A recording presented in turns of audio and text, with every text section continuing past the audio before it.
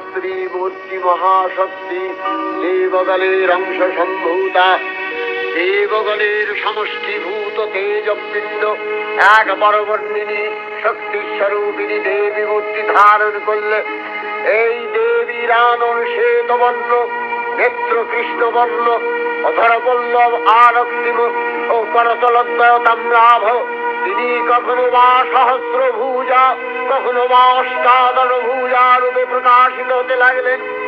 এই ভীমকান্ত রূপিণী দেবী ত্রিগুণ মহালক্ষ্মী, তিনি আত্মা মহাশক্তি।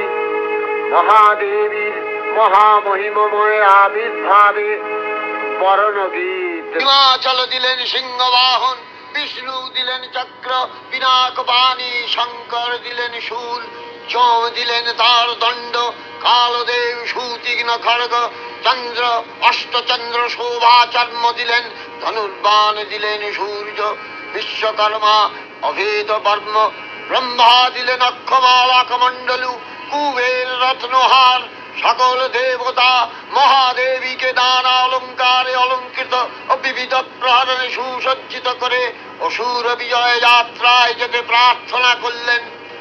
রণদুন্ধুবির ধ্বনিতে বিশ্ব সংসার নিনাদিত হতে লাগলো।